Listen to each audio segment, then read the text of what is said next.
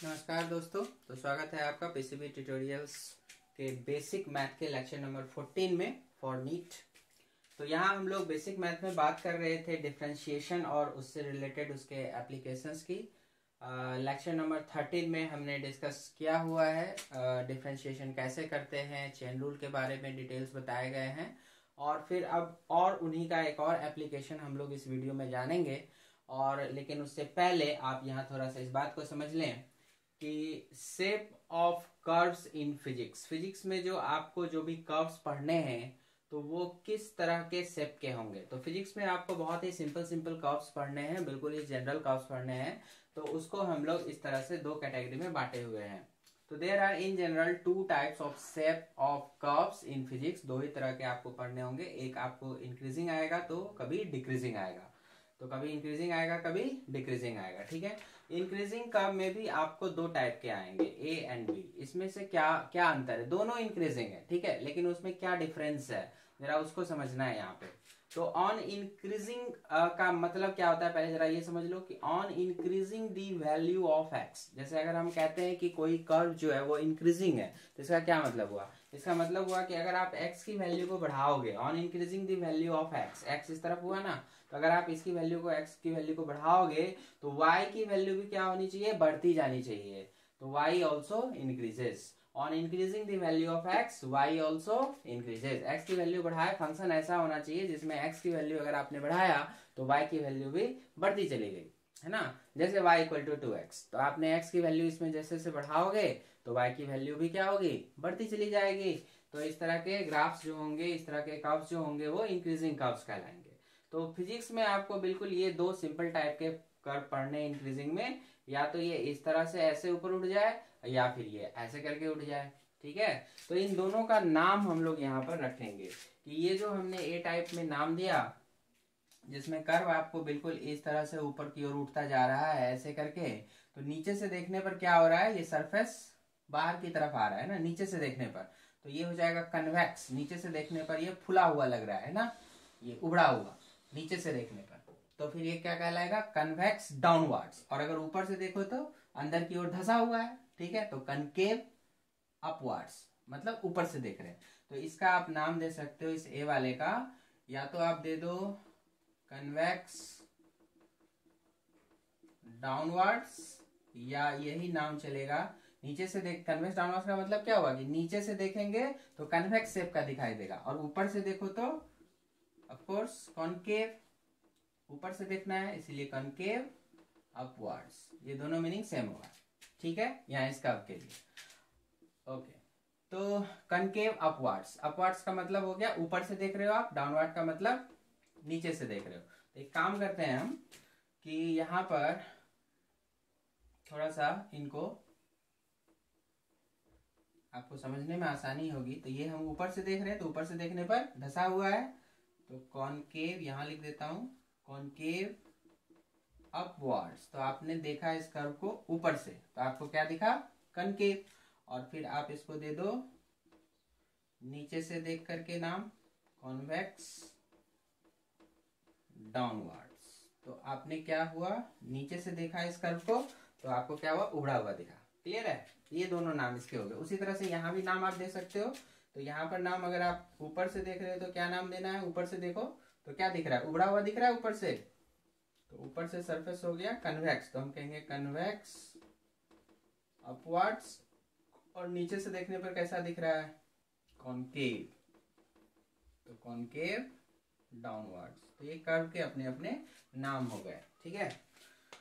तो यहाँ पर इसके भी दो नाम हो गए, इसके भी दो नाम हो गए। ऊपर से देख रहे हैं तो कनकेव, नीचे से देख रहे हैं तो कन्वेक्स। यहाँ पे ऊपर से देख रहे हैं तो कन्वेक्स, नीचे से देख रहे हैं तो कनकेव। खैर, तो हमारा सिंपल सा ये नेचर पढ़ना है, ऐसे करके सीधे ऊपर जा रहा है या फिर ये ऐसे करके जा रहा है। तो दोनों ही केस में ये इंक्रीजिंग ही है, क्योंकि आप x की वैल्यू बढ़ा रहे हैं तो आप देखो y भी आपका क्या हो रहा है? बढ़ता चला जा रहा है। आप x की वैल्यू बढ़ा रहे हैं, y क्या हो रहा है? इंक्रीज होता जा रहा है। क्लियर? तो दोनों आपका इंक्रीजिंग ग्राफ है। अब इसमें क्या है? स्लोप से रिलेटेड बात, क्योंकि स्लोप रिलेट करता है dy बाई dx को, इसीलिए स्लोप की मदद से आप यहाँ समझेंगे। तो देखो, जैसे मैंने दो पॉइंट लिया यहाँ पे P1 एंड P2, हमने पॉइंट लिया दो P1 एंड P2।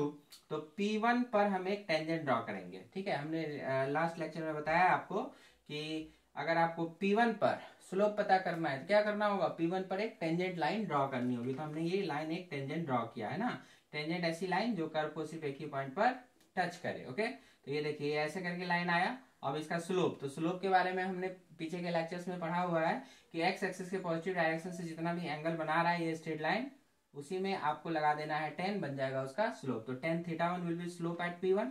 और उसी तरह से यहाँ पर टेंजेंट को ड्रॉ किया और एक्स एक्सिस के पॉजिटिव डायरेक्शन से एंगल बनाया, ठीक है, मान लिया वो θ2, तो tan θ2 हो जाएगा स्लोप एट P2।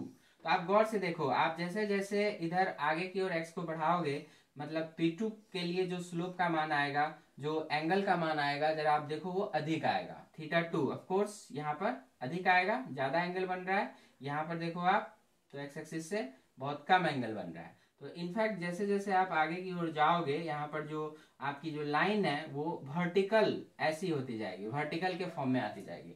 और आप जानते हैं जो वर्टिकल लाइन का स्लोप होता है इन्फिनिटी, ठीक है, और इस तरह से आगे की ओर गिरा हुआ होता है तो इसका स्लोप कुछ ना कुछ पॉजिटिव आता है, बट इन्फिनिटी नहीं आ सकता। और ऐसे हॉरिजॉन्टल आएगा तो जीरो आएगा। तो ये वाली लाइन जीरो के ज्यादा करीब है, छोटा होगा, ये इन्फिनिटी के ज्यादा करीब है तो बड़ा होगा। इस तरह से आप समझ सकते हैं। क्या है, तो आप एंगल के रूप में देख सकते हैं कि जैसे जैसे आप आगे जाओगे तो टेंजेंट बना करके जो आप एंगल मेजर कर रहे हो तो वो एंगल की वैल्यू भी बढ़ती जाएगी, और एंगल बढ़ेगा तो tan थीटा भी बढ़ेगा। ओके, मतलब स्लोप बढ़ेगा। इसका मतलब यहाँ ऑफकोर्स θ2 इज ग्रेटर देन θ1, तो इसका मतलब tan θ2 अधिक होगा, tan θ1 कम होगा। हमने यहाँ लिखा tan θ1 is lesser than tan θ2। Clear, मतलब स्लोप एट P1 जिसको मैंने M1 कहा, that is lesser than slope at P2 जिसको मैंने M2 कहा। तो M1 is lesser then M2। अब यही M1 को हमने पढ़ा था, क्या पढ़ा था, तो dy/dx, ठीक है। तो अगर आपने पिछला लेक्चर नहीं देखा है तो यहाँ पे समझने में दिक्कत होगी आपको, तो पीछे के लेक्चर्स को क्लियर करिए, 13, 12 ये सबको क्लियर करिए, फिर आप 14 पढ़िए, ठीक है। तो फिर देखिए dy/dx एट P1 कम हो जाएगा और dy/dx एट P2 अधिक हो जाएगा। यही है M2, यही है M1। क्लियर, तो हम क्या कर सकते हैं कि ये जो आपका ग्राफ आपने ड्रॉ किया ये इंक्रीजिंग तो है, लेकिन यहाँ पर स्लोप क्या है, पॉजिटिव। ऑफ कोर्स आपने पढ़ा था पहले स्लोप के बारे में, स्ट्रेट लाइन बताया था कि अगर मैं ऐसी कोई वर्टिकल लाइन हो तो इसका स्लोप क्या होगा, इन्फिनिटी। ऐसी कोई लाइन हो तो इसका स्लोप क्या होगा, पॉजिटिव। और ऐसी कोई भी लाइन हो तो उसका स्लोप क्या होगा, निगेटिव, ठीक है। और ऐसी कोई लाइन हो तो उसका स्लोप क्या होगा, जीरो। तो देखिए, तो यहाँ पर किस तरह की लाइन्स मिल रही है, आगे की ओर झुकी हुई मिल रही है। ये इधर वाला ज्यादा झुका हुआ है, आगे जाएंगे तो ऐसे ऐसे ऐसे वर्टिकल होता जाएगा, लेकिन है तो क्या, पॉजिटिव ही ना। तो slope is positive and it's magnitude is increasing, ठीक है। आप जैसे आगे को बढ़ रहे हो तो ये और वर्टिकल होता जा रहा है, मतलब उसका मैग्नीट्यूड बढ़ता जा रहा है, किसका, स्लोप का। तो इसीलिए slope is positive and it's magnitude is increasing with increase in value of x, ठीक है। तो slope is positive and it's magnitude is increasing, तो मैग्नीट्यूड इज इंक्रीजिंग, ये आपको ध्यान में रखना होगा। ओके, उसी तरह से यहाँ पर आ जाइए, ये दूसरा बी टाइप जो कन्वेक्स अपवर्ड्स था या कनकेव डाउनवर्ड्स था, इसमें जो हमने ये कर्व यहाँ पे ड्रॉ किया ये भी इंक्रीजिंग है, लेकिन आप स्लोप के मद्देनजर देखिए तो यहाँ पर शुरू में जो स्लोप आएगा, आपने इस P1 पॉइंट पर जो टेंजेंट ड्रॉ किया वो शुरू में ही वर्टिकल के क्लोज आएगा, ठीक है। और जैसे जैसे आगे बढ़ोगे तो ये हॉरिजॉन्टल की तरफ होता जाएगा, मतलब क्या हुआ, स्लोप का मैग्नीट्यूड कम होता जाएगा। ओके, तो यहाँ पर क्योंकि एंगल कम हो रहा है तो θ2 यहाँ कम हो गया इस θ1 से, तो θ2 इज स्मॉलर देन θ1। तो ऑफ कोर्स जो स्लोप का मान होगा वो भी आगे जाएंगे तो कम होता जाएगा, डिक्रीजिंग नेचर का आएगा। इसलिए हमने लिखा क्योंकि यहाँ पे θ1 अधिक था, θ2 कम था, तो tan θ1 is greater than tan θ2। Clear, और मतलब कह सकते हो कि slope at P1 is greater than slope at P2, so M1 is greater than M2। और इसी M1 को हम लिख रहे हैं dy/dx at P1 that is greater than dy/dx at P2। Clear, ये सब बात है। सो फाइनली हम लिख सकते हैं slope is positive but its magnitude is decreasing. तो इस ग्राफ में क्या हो रहा है, मैग्नीट्यूड जो हो रहा है वो डिक्रीजिंग नेचर का हो रहा है। इसमें क्या हो रहा था, magnitude of the slope increasing था, यहाँ पे magnitude of slope is decreasing है, ठीक है, with increase in value of x। Simple है, ये अंडरस्टूड भी रहता है लास्ट वाला कि with increase in value of x। ये अंडरस्टूड नहीं भी बोलेंगे तो ये अंडरस्टूड मीनिंग निकलता है, बट फिर भी हमने क्लियर करने के लिए यहाँ पे बोल दिया। ओके, तो अब इसी तरह से दो इंक्रीजिंग हुए तो दो डिक्रीजिंग भी आएंगे। आइए जरा उसको देखते हैं, यहाँ तक समझ लीजिए, आगे बढ़ते हैं। तो चलिए आगे देखते हैं। तो यहाँ पर अब हम बात करेंगे डिक्रीजिंग कर्व्स की। तो फिजिक्स में जो आपको डिक्रीजिंग कर्व्स पढ़ने हैं वो भी दो तरह के हो सकते हैं। तो देखिए एक में क्या हो रहा है कि ये इस तरह से सीधे ऐसे स्लिप हो जाए जो नीचे से देखने पर आपको कन्वेक्स दिखेगा इसलिए नाम हो गया कन्वेक्स डाउनवर्ड, और ऊपर से देखिएगा तो कनकेव दिखेगा, धसा हुआ पार्ट दिखेगा, सो ये कनकेव अपवर्ड्स, यही नाम हुआ। और उसी तरह से यहाँ पर हो सकते हैं कर्व दूसरे तरह से, ये इस तरह जो ऊपर से देखने पर कैसे दिख रहे हैं, तो उभड़ा हुआ, सो क्या नाम हो जाएगा, कॉन्वेक्स। ऊपर से देखा है इसलिए कॉन्वेक्स अपवर्ड्स, और नीचे से देखने पर आप देख सकते हैं कैसा हो गया ये, तो कॉनकेव, तो कॉनकेव डाउनवर्ड्स। ठीक है, तो ये दो तरह से आपको कब हो सकते हैं, ये एक तो ऐसे चला जाए या फिर एक ऐसे चला जाए। चलिए, तो अब हम क्या करते हैं, यहाँ पर टेंजेंट की बात करते हैं। आपने P1 पॉइंट लिया यहाँ पर और P2 पॉइंट लिया यहाँ पर, और यहाँ पर आप एक टेंजेंट ड्रॉ करते हैं। यहाँ हमारा ड्रॉ ऐसा हुआ, यहाँ पर ऐसा हुआ। तो आप देख सकते हैं कि जो हॉरिजॉन्टल एक्सिस के साथ जो एंगल आपका बन रहा है, तो वो हॉरिजॉन्टल एक्सिस के साथ जो ये वाला एंगल बन रहा है, तो ये आप देख सकते हैं कि ये कम एंगल है। ठीक है, हम इस एंगल की बात कर रहे हैं जो हॉरिजॉन्टल एक्सिस के साथ बनाया जा रहा है, तो ये वाला कम एंगल है θ2, और यहाँ पर का एंगल आप देख लीजिए ये क्या है, अधिक है, तो θ1 यहाँ पर अधिक है θ2 से, क्योंकि यहाँ पर जैसे जैसे आप टेंजेंट खींचते जाओगे तो ये जीरो के अप्रोच आता जाएगा, ये हॉरिजॉन्टल बनता जाएगा, तो ये जीरो के अप्रोच आता जाएगा। ठीक है, और इधर आएंगे तो वर्टिकल आता जाएगा, तो एंगल का मान क्या होगा, अधिक हो जाएगा। ओके, तो हम यहाँ पर क्या कह सकते हैं, तो हम यहाँ पर मैग्नीट्यूड वाइज काम करेंगे। क्यों, क्योंकि स्लोप जो होगा, ऐसी लाइंस का स्लोप हमने पढ़ा है कि जो लाइन इस तरह से हो तो उसके स्लोप्स क्या होते हैं, निगेटिव होते हैं। ठीक है, तो वही बात देखिए यहाँ भी हम लोग जब स्लोप ड्रॉ कर रहे हैं तो वो भी ऐसे ही बन रहा है, ऐसे ही बन रहा है ना, कोई भी इस तरह से सामने की ओर उधर नहीं झुक रहा है, सब पीछे की ओर झुके हुए हैं। तो ये सब क्या है कि पीछे की ओर झुका हुआ है, तो हम कह सकते हैं कि स्लोप क्या है, निगेटिव है। ठीक है, तो निगेटिव स्लोप के मामले में फिजिक्स में हम लोग हमेशा मैग्नीट्यूड पर काम करते हैं। ओके, तो मैग्नीट्यूड मतलब निगेटिव साइन को भूल के, तो जब आप मैग्नीट्यूड पे काम करेंगे तो फिर आपको positive direction of x axis से एंगल लेने की जरूरत नहीं है स्लोप में। ठीक है, फिर क्या करना है, आपको स्लोप का मैग्नीट्यूड चाहिए ना, तो आप क्या करो कि सिर्फ हॉरिजॉन्टल डायरेक्शन से एंगल ले लो। ठीक है, हॉरिजॉन्टल डायरेक्शन से एंगल ले लो आप। ओके, इधर से तो जो भी 90 से कम एंगल आएगा वो ले लेना है। अगर लाइन ऐसे हो तो फिर 90 से कम कैसे आएगा, ऐसे आ जाएगा, और लाइन अगर ऐसे हो तो 90 से कम कैसे आएगा, इधर से आ जाएगा। क्लियर, तो जो भी 90 से कम आएगा वो हमको एंगल ले लेना है, क्योंकि अगर 90 से कम आप एंगल लोगे तो हमेशा पॉजिटिव वैल्यू मिलेगा 10 में, तो हमको मैग्नीट्यूड मतलब पॉजिटिव वैल्यू से ही काम होता है।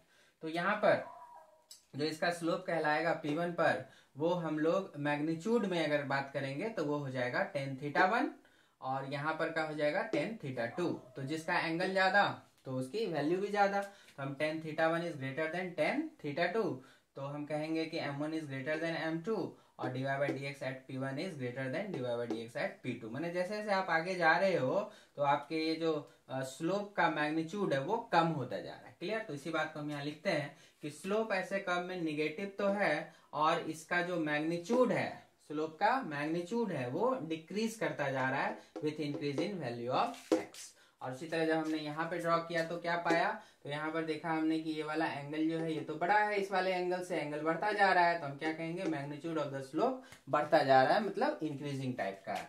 तो स्लोप यहाँ भी ओवरऑल निगेटिव तो है, but its magnitude is increasing with increase in the value of x. ठीक है, तो वही चीज लिख दिया, tan θ1 less than tan θ2, m1 less than m2, and dy by dx at P1 is less than dy by dx at P2। याद रहे, ये जो आपने काम किया है, स्लोप वाला काम किया, वो किसमें किया है, मैग्नीट्यूड में किया ओनली। ठीक है, क्योंकि निगेटिव साइन जो फिजिक्स में होता है ना, वो थोड़ा सा डिफरेंट होता है मैथमेटिक्स से। मैथमेटिक्स का निगेटिव और फिजिक्स का निगेटिव में जमीन आसमान का अंतर होता है। तो हम यहाँ पर कंसर्न करते हैं अपने फिजिक्स के साथ कि meaning of negative sign in physics क्या होता है। ठीक है, तो ध्यान रखिएगा, फिजिक्स में जब भी निगेटिव साइन का यूज होता है किसी भी फिजिकल क्वांटिटी को फाइंड करने में, आप देखते हैं कि कभी वो वैल्यू निगेटिव आती है, कभी पॉजिटिव। जैसे आप पढ़ोगे वर्क डन के बारे में, तो वर्क डन जो आप फाइंड करोगे तो कभी आपको पॉजिटिव वर्क डन मिलेगा, तो कभी आपको निगेटिव वर्क डन मिलेगा, कभी -10 जूल आ गया, कभी +10 जूल आ गया, है ना, तो इस तरह की वैल्यूज आएगी। तो ये जो आप माइनस देख रहे हैं, उसी तरह से आप वेलोसिटी को फाइंड करेंगे तो कभी आपको +5 मीटर पर सेकेंड आएगा, तो कभी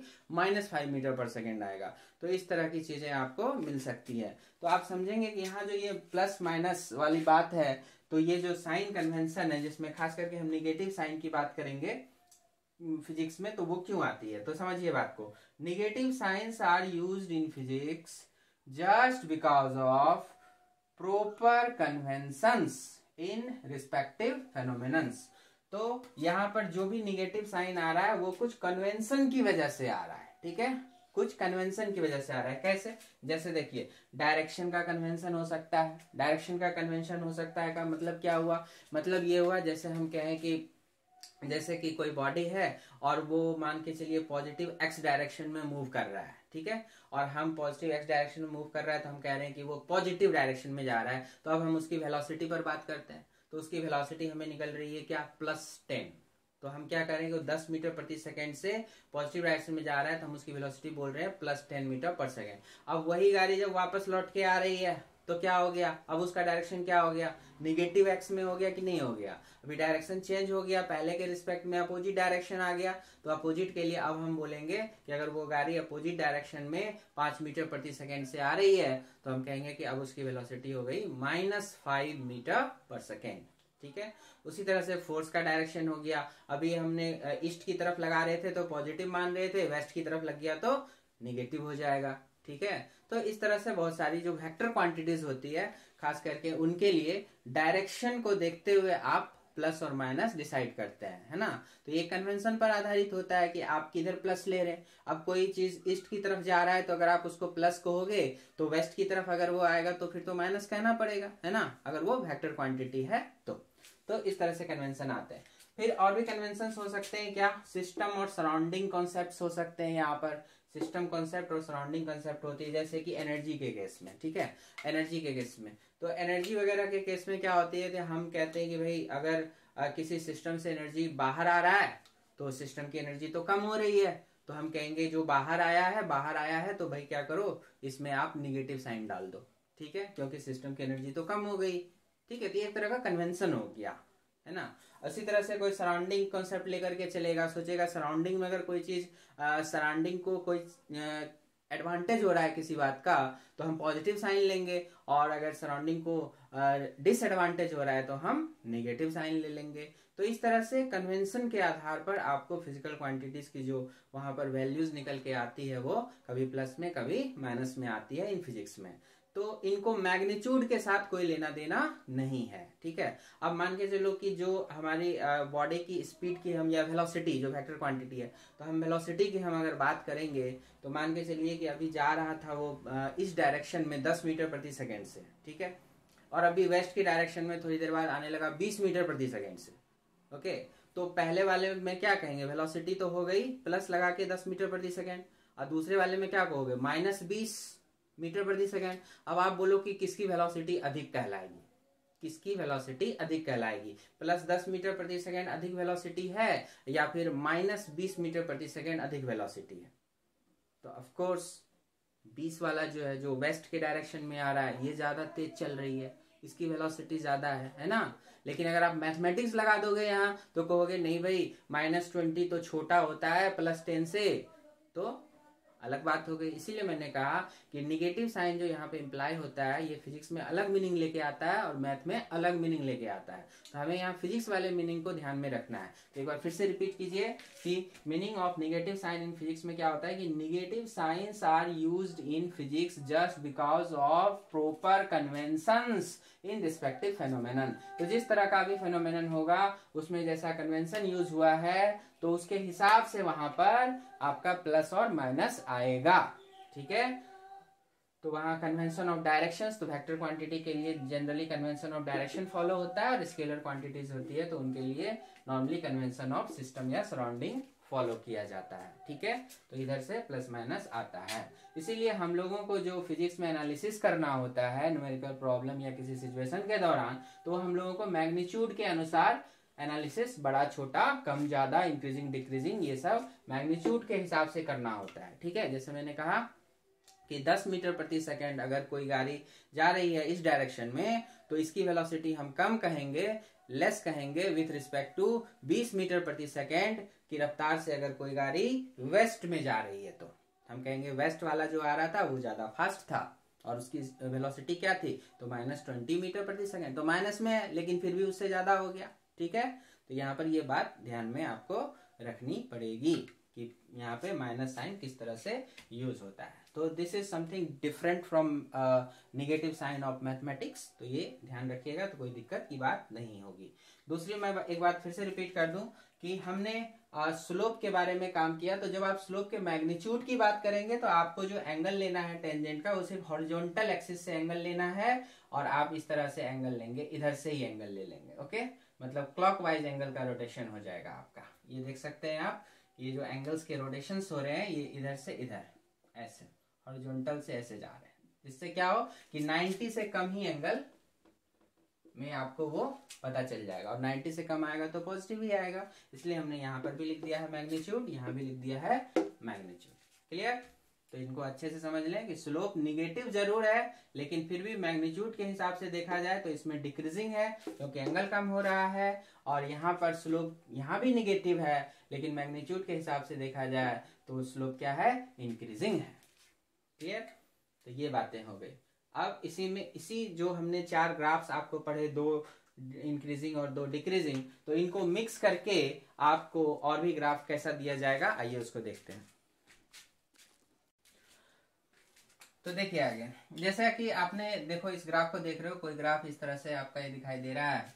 तो आपने देखा था कि अभी 4 टाइप आपने देखा था, जिसमें 2 टाइप इंक्रीजिंग 2 टाइप डिक्रीजिंग था। तो इंक्रीजिंग देखिए मैंने यहाँ पे ड्रॉ किया, ये वाला एक इंक्रीजिंग हो गया और ये वाला एक इंक्रीजिंग हो गया। ठीक है, आपने ये 2 तरह से इंक्रीजिंग देखा था और 2 तरह से डिक्रीजिंग भी देखा था। तो ये रहा ऐसे वाला और फिर ये दूसरा वाला। तो कहने को मैं बोल सकता हूँ, आप पहचानो इनको, नीचे से देखता हूं मैं इनको, तो क्या हो गया, कॉनकेव। ठीक है, कॉनकेव इंक्रीजिंग। चलो मैं इंक्रीजिंग इतना बड़ा नहीं लिख रहा है, ऐसे एरो बना के अप कर दे रहा हूँ। ठीक है, यहाँ पर देखो जरा, ये क्या है, ये भी कॉनकेव है, कॉनकेव लेकिन डिक्रीजिंग, एरो बना के डाउन कर रहा हूँ। ओके, जरा इनको देखिएगा, नीचे से देखने पे कन्वेक्स दिख रहा है, तो कन्वेक्स हो गया ये, और ये कैसा है, डिक्रीजिंग है, तो नीचे की तरफ। फिर ये देखिए आप, ये भी नीचे से क्या है, कन्वेक्स, तो कन्वेक्स इंक्रीजिंग है, लेकिन ऊपर की ओर जा रहा है। क्लियर है? तो 2 डिक्रीजिंग आ गए और 2 इंक्रीजिंग आ गए, सबको मिला के हमने बना दिया। क्लियर है? तो अगर देखो कि कभी कोई ऐसा ग्राफ आ गया, हमको एक साथ आ गया, इस तरह से ग्राफ्स आ गए जो फिजिक्स में आते ही रहते हैं, तो आप देख सकते हो कि ये पॉइंट, इस पॉइंट पर जो भी वैल्यू होगी, मान के चलो कि ये x1 है और इस पर आप वैल्यू की बात करते हो। ओके, और उसी तरह से ये वाला पॉइंट मान के चलो, ये मान लो आप x2 है। ठीक है, इस पर वैल्यू की बात करते हो, तो यहां पर जो वैल्यू आप देख सकते हो कि ये वैल्यू क्या है, इस पर y की वैल्यू क्या है, सबसे ज्यादा है कि नहीं है, आप देख सकते हो एटलीस्ट अपने अगल बगल से, है ना, नियर बाय में देखिए, इससे बड़ी वैल्यू तो कोई नहीं है ना। इधर के लिए आ जाइए, वैल्यू कम हो गई, इधर आ जाइए, वैल्यू कम हो गई, तो इससे बड़ी वैल्यू नहीं है, तो हम कहेंगे यहाँ पर y मैक्सिमम एग्जिस्ट करता है, लाई करता है मैक्सिमम यहाँ पे। ठीक है, मतलब x1 पर y मैक्स एग्जिस्ट करता है। उसी तरह x2 पर क्या बोलेंगे आप देख सकते हैं कि इससे कम कोई नहीं है, इससे नीचे कहीं y नहीं है, इसकी जो भी वैल्यू आएगी वो वैल्यू सबसे कम है। ठीक है, तो हम क्या बोलेंगे कि यहाँ पर क्या एग्जिस्ट कर रहा है, y की मिनिमम वैल्यू एग्जिस्ट कर रही है। ठीक है, तो y की मिनिमम वैल्यू एग्जिस्ट कर रही है। अब इन दोनों जगह पर आप अगर गौर से देखिए, हम आपको बोलेंगे कि आप इन जगहों पर स्लोप फाइंड करें। स्लोप तो टेंजेंट ड्रॉ करना पड़ेगा, तो आप इस पॉइंट पर टेंजेंट अगर ड्रॉ करते हैं तो क्या वो इस तरह से एक हॉरिजॉन्टल लाइन नहीं आएगी, बोलिए। और इसी तरह से यहाँ भी मैंने कहा टेंजेंट ड्रॉ करिए, तो क्या वो भी हॉरिजॉन्टल बन जाएगा, बनेगा। क्लियर है ये बात? तो मान के चलें कि ये P1 पॉइंट है, ये P2 पॉइंट है, तो हम क्या लिख सकते हैं, स्लोप एट P1। ठीक है, स्लोप एट P1 बराबर 10, हॉरिजॉन्टल लाइन के लिए 0 डिग्री, मतलब स्लोप पढ़ा है अपने, हॉरिजॉन्टल लाइन के लिए स्लोप की वैल्यू 0 होती है, तो स्लोप एट P1 इज 0। और उसी तरह P2 के लिए भी बोलिए, स्लोप एट P2, ये भी क्या होगा, ये भी तो 10 0 ही होगा, ये भी तो 0 होगा। ठीक है, तो चाहे मैक्सिमम की बात की जाए या मिनिमम की बात की जाए, दोनों जगह पर क्या होगा, स्लोप की वैल्यू 0 हो जाएगी। क्लियर है ये अलग बात है कि slope at P1 equal to tan 0 equal to 0, और ये आपका P1 कहां पर एग्जिस्ट करता है, तो एट x1 पर। तो हम लिख सकते हैं ये आपने x1 पर काम किया और ये जो है एट उसी तरह से x2 पर काम किया। क्लियर है ये बात। तो इसी को बोलते हैं मैक्सिमा और मिनिमा का कॉन्सेप्ट dy/dx के साथ। क्योंकि ये जो स्लोप आप देख रहे हो, स्लोप का आपने मीनिंग पढ़ा हुआ है ज्योमेट्रिकल मीनिंग की, वो dy/dx ही तो होता है। तो हम लोग यहाँ पर अब लिख सकते हैं कि फॉर मैक्सिमम और मिनिमम वैल्यू ऑफ y, जहां y is function of x, for maximum और minimum value of y where y is function of x exist कब, तो जब dy/dx, चूंकि स्लोप इज 0, मतलब dy/dx is 0 at those points. ठीक है, तो फॉर मैक्सिमम और मिनिमम वैल्यू ऑफ y बराबर fx एग्जिस्ट कहां करेगा, तो dy/dx इक्वल टू 0, जहां पर स्लोप का मान 0 आएगा, मतलब dy/dx का मान 0 आएगा, वहां पर ही मैक्सिमम या मिनिमम एग्जिस्ट करेगा। क्लियर है ये बात। तो हम लोग इसको एक एग्जांपल से बहुत अच्छी तरह से समझ सकते हैं, और फिजिक्स में आपको ये बहुत बहुत बहुत ज्यादा इंपॉर्टेंट है ये कॉन्सेप्ट। तो आप ध्यान में रखिएगा कि जब भी आपको मैक्सिमम या मिनिमम वैल्यू ऑफ y या कोई भी एक फिजिकल क्वांटिटी निकालनी होती है, तो आपको दिमाग में रखना है कि उसको डिफरेंशिएट करके 0 के बराबर पुट करेंगे, और पुट करने के बाद जब आप सॉल्व करोगे तो वही आपको बताएगा कि वैल्यूज कहाँ पर मैक्सिमम है और कहाँ पर मिनिमम है। तो यहाँ तक आप पहले क्लियर करिए और फिर मैं इसको एक एग्जाम्पल के साथ समझाता हूँ। हाँ जी दोस्तों, तो आइए आगे देखते हैं। तो बहुत बहुत बहुत इंपॉर्टेंट कॉन्सेप्ट है ये, तो बिल्कुल ध्यान से इसको लर्न करना है आपको। देखिए हम लोग क्या लिख रहे हैं, finding of maxima and minima by differentiation. ठीक है, तो डिफरेंशिएशन को हम लोग यहाँ पर इसके एप्लीकेशन के रूप में भी समझ सकते हैं कि मैक्सिमा और मिनिमा फाइंड करने में आपने इस डिफरेंशिएशन का यूज किया। तो जैसे क्या अगर दिया हुआ है y equal to F X, Y equal to F X, कोई फंक्शन है x में y, तो आप कहेंगे कि आपको बताना है for y to be maximum और मिनिमम। जब भी आपको क्वेश्चन में कभी भी y बराबर कोई फंक्शन दिया हुआ हो और y का मैक्सिमम या मिनिमम वैल्यू के बारे में आपसे पूछा जा रहा हो, तो आपको निश्चित रूप से क्या पुट करना है, आपको निश्चित रूप से पुट करना है dy/dx इक्वल टू 0। आपको निश्चित रूप से ये पुट करना है, पुट dy/dx इक्वल टू 0। और उसके बाद आप क्या करेंगे, तो उसके बाद आपको करना क्या है, आपको ये वाला डिफरेंशिएट करके 0 कर देना है, और उसके बाद कोरस्पॉन्डिंग x की वैल्यू फाइंड करनी है। अगर एक वैल्यू आता है तो ठीक, एक से अधिक आता है तो वैल्यूज, जितने भी वैल्यूज आएंगे x के, उसको आपको फाइंड करना है। ठीक है, तो and then find the values of x, value या वैल्यूज ऑफ x। तो फिजिक्स में जनरली आपको एक ही वैल्यू रहती है फाइंड करने को। आप जब डिफरेंशिएट करके उसको सॉल्व करोगे तो आपको नॉर्मली एक ही वैल्यू आती है, और आपका काम जो है उसी से हो जाता है। ठीक है, don't worry. But in general देखा जाए तो मैथमेटिक्स के हिसाब से देखा जाए, या कभी कभी कुछ न्यूमेरिकल प्रॉब्लम्स में ऐसे हो सकते हैं कि एक से ज्यादा वैल्यू आपको आ रही हो, तो उस केस में वैल्यूज। ओके, तो आपने find the values of x। उसके बाद आप क्या करेंगे, कैसे डिसाइड करेंगे कि जो मुझे मिला वो मैक्सिमम मिला या मिनिमम मिला।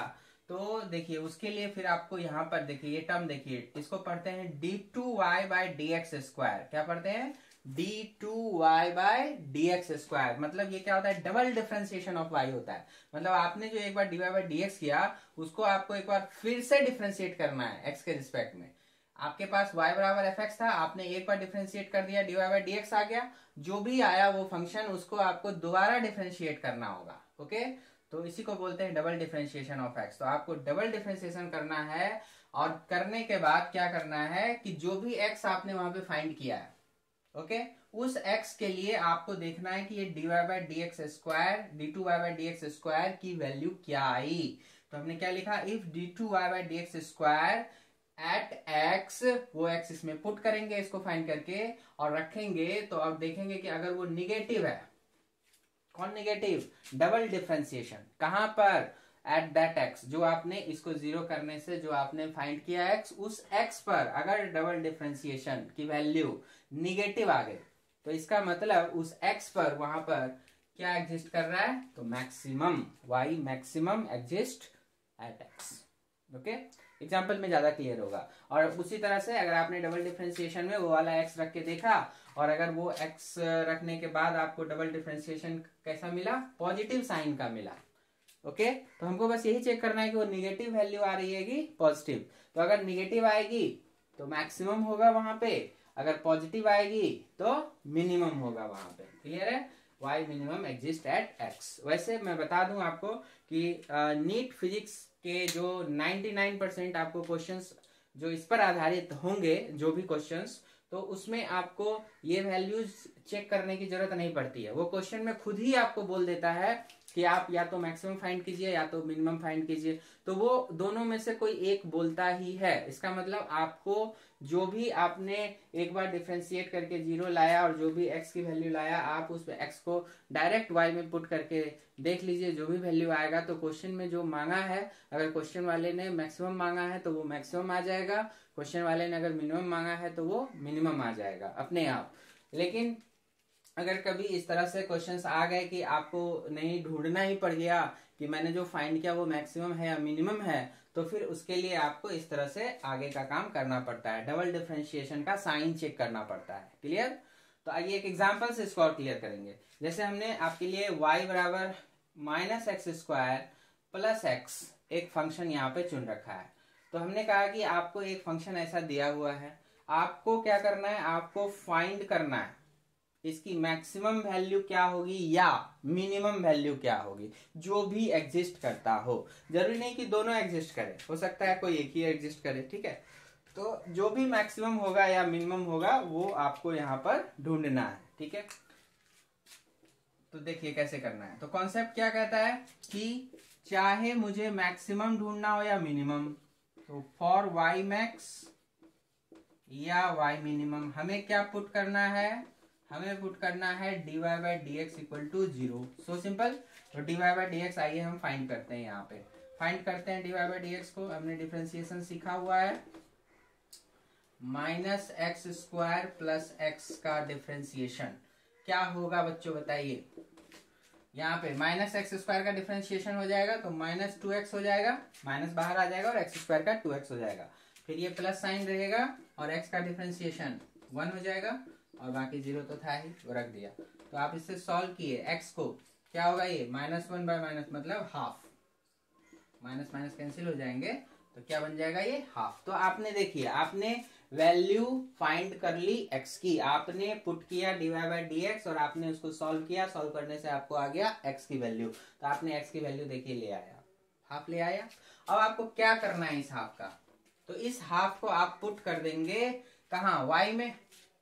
तो जो भी मैक्सिमम है या मिनिमम है वो एग्जिस्ट कर रहा है at x equal to half पर, ठीक है। आप देख सकते हैं कि एक ही वैल्यू आई है तो कोई एक ही चीज एग्जिस्ट कर सकती है, दोनों एक साथ एग्जिस्ट नहीं कर सकते। तो यहाँ पर y मैक्स या y मिनिमम जो भी ये होगा वो कहाँ पर होगा, x इक्वल टू हाफ पर। तो जो फंक्शन था मेरा उसमें आप वो हाफ वैल्यू रखेंगे, तो क्या आ गया माइनस हाफ का स्क्वायर प्लस हाफ, क्योंकि फंक्शन था minus x square plus x, तो x की जगह आ गया हाफ, तो माइनस हाफ का स्क्वायर और प्लस एक्स, तो सॉरी ये माइनस बाहर आएगा क्योंकि माइनस एक्स का स्क्वायर था ना, माइनस एक्स का स्क्वायर प्लस एक्स, तो माइनस तो बाहर रहेगा, x की जगह आपको रखना है हाफ, तो हाफ का स्क्वायर आएगा माइनस बाहर आएगा, ठीक है। चलिए तो सॉल्व करते हैं, क्या आया ये आ गया माइनस 1/4 प्लस हाफ, तो ये कितना बन गया 1/4 बन गया कि नहीं बन गया, ठीक है। माइनस करने पर इतना आ गया। अब ये क्या है, अब मैं आपसे अगर पूछ लूं यहाँ पे कि ये क्या है, ये मैक्सिमम है या मिनिमम है, अगर मैं आपसे ये पूछूं तो कैसे पता चलेगा, क्योंकि ये मैक्सिमम भी हो सकता था, मिनिमम भी हो सकता था, क्या है हमें तो नहीं पता। तो अब उसी चीज का पता लगाने के लिए आपको ये दोनों लाइन ध्यान में रखना है, ठीक है। तो क्या कहता है ये दोनों लाइन कि आपको निकालना पड़ेगा डबल डिफरेंशिएशन, आपको निकालना पड़ेगा डबल डिफरेंशिएशन और उसका साइन चेक करना पड़ेगा कहां पर, तो उसी एक्स पर, जो एक्स निकला है आपको। तो क्या निकला है फिलहाल इस एग्जांपल में, आपको तो हाफ निकला है। तो आइए पहले डबल डिफरेंशिएशन निकालें। Now double differentiation d2y by dx square, जिसका क्या मतलब बताया आपको, dy by dx of dy by dx। तो एक बार जब हमने इसको डिफरेंशिएट किया था, कहां पर किया हुआ है, तो देखिए dy बाय dx को एक बार जब आपने डिफरेंशिएट यहाँ पे किया हुआ है तो ये बना था, क्या था वो, -2x + 1। एक बार डिफरेंशिएशन हुआ तो क्या बना वो, -2x + 1। तो उस -2x + 1 को एक बार फिर से डिफरेंशिएट करना है, क्लियर। और इसको इक्वल टू 0 नहीं करना है आपको, इसको सिर्फ डिफरेंशिएट करना है, याद रखिएगा। देखिए क्या लिखा हुआ है, d2y बाय dx स्क्वायर, जिसका मतलब हुआ कि ये आपको निकालना है, इक्वल टू 0 कहीं नहीं लिखा हुआ है, क्लियर। तो इसको पहले फाइंड करना है, हमें फाइंड करना है, तो हम फाइंड करेंगे तो ये क्या आएगा, -2 आएगा और 1 का 0 आएगा। अगर डिफरेंशिएशन में अभी भी प्रॉब्लम है तो आप पीछे के वीडियो लेक्चर्स में जाएं, अच्छे से उनको सीखें, तभी आप यहाँ पर काम कर पाएंगे। और यहाँ पर जो काम हो रहा है एग्जैक्टली सेम काम आपको फिजिक्स के न्यूमेरिकल प्रॉब्लम्स में होता चला जाएगा शुरू से ही, काइनेमेटिक्स में ही ये सब चीजें बहुत ज्यादा करनी है आपको, ठीक है। तो ध्यान रखिएगा। सो -2x + 1 को हमने डिफरेंशिएट किया, क्या आ गया, -2, 1 का हो गया आपका 0, तो ये आ गया -2, क्लियर है। तो इसमें तो कहीं x है ही नहीं, इसमें तो कहीं x है ही नहीं, तो हम क्या देखते हैं कि आपको इस x बराबर हाफ को यहाँ पर पुट करने की जरूरत ही नहीं है, क्योंकि अगर यहाँ पे कुछ x होता तभी तो पुट करते, लेकिन है ही नहीं। तो इसका मतलब ये ऑलवेज वैलिड है, ऑलवेज वैलिड है, x के किसी भी वैल्यू के लिए वैलिड है। तो ये क्या आया है, निगेटिव आया है, ओके। तो दिस इज निगेटिव ऑलवेज।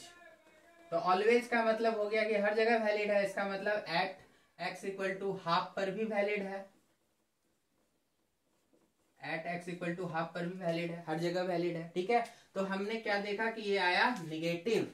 तो निगेटिव इनमें से देखिए हमने आपको बताया पहले में ही कि अगर डबल डिफरेंशिएशन का साइन कैसा हो, निगेटिव हो, तो वहां पर क्या एग्जिस्ट करेगा, तो वहां पर y मैक्सिमम एग्जिस्ट करेगा। इसका मतलब है आपको जो यहाँ पर मिला हुआ वैल्यू है 1/4, that value is y maximum, not y minimum, clear.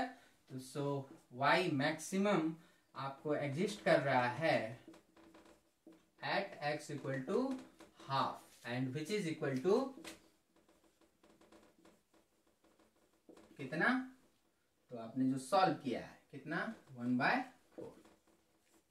तो y का मैक्सिमम वैल्यू आपको फाइंड करना था ना, मैक्सिमम या मिनिमम जो भी एग्जिस्ट करता है, तो हमने पता लगाया कि मैक्सिमम एग्जिस्ट करता है और इसकी वैल्यू कितनी हो जाएगी, 1/4। अगर आपसे पूछता कि कहाँ पे एग्जिस्ट करता है, तो ये भी पूछता है तो कहाँ पे एग्जिस्ट करता है, तो उसके लिए हमने यहाँ पे निकाला हुआ है ना, y मैक्सिमम या y minimum dy by dx को 0 पुट करके x को सॉल्व किया और जो भी वैल्यू आई वहीं पर एग्जिस्ट करता है। तो अगर पूछता कि कहाँ पे एग्जिस्ट करता है, तो जवाब होता x बराबर हाफ पर एग्जिस्ट करता है, क्लियर है। तो वैल्यूज हो गए, वैल्यू हो गई आपकी मैक्सिमम और ये एग्जिस्ट करता है x बराबर हाफ पर, विच इज, और ये वैल्यू कितनी है, तो 1/4 है, ठीक है।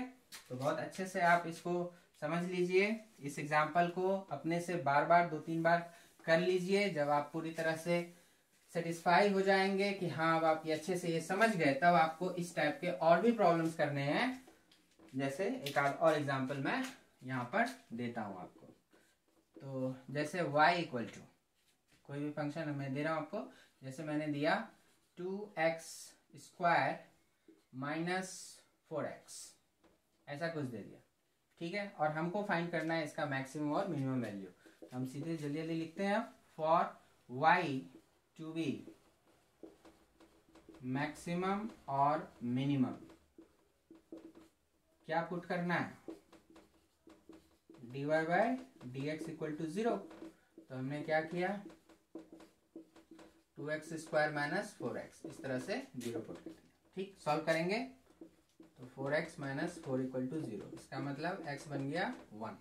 तो x बराबर 1 पर जो भी एग्जिस्ट करना है वो कर जाएगा।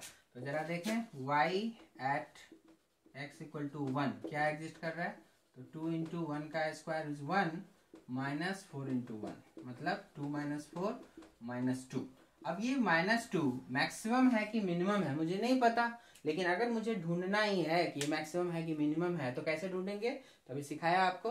एक बात और ध्यान दीजिएगा, यहाँ पे निगेटिव आया इसका ये मतलब नहीं है कि हमेशा मिनिमम ही होगा। ये संजोग है कि मैं सॉल्व किया और मिनिमम ही आ गया, वो संजोग हो सकता है, लेकिन हमेशा हो ऐसा जरूरी नहीं है, ये बात ध्यान रखिएगा। तो प्रोसेस वही है नाउ।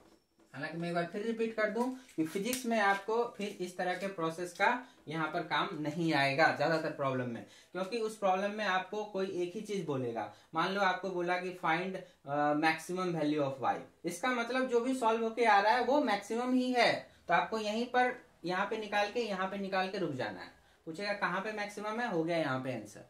पूछेगा कि मैक्सिमम वैल्यू क्या है, तो हो गया यहाँ पे आंसर। ठीक है, लेकिन इन जनरल मैं आपको समझा रहा हूं कि अगर कभी ऐसी जरूरत पड़ ही गई कि मैक्सिमम है कि मिनिमम है ये पता लगाइए, तो फिर उसके लिए आप ये काम करेंगे, डबल डिफरेंशिएशन का पता लगाएंगे, d2y बाय dx स्क्वायर।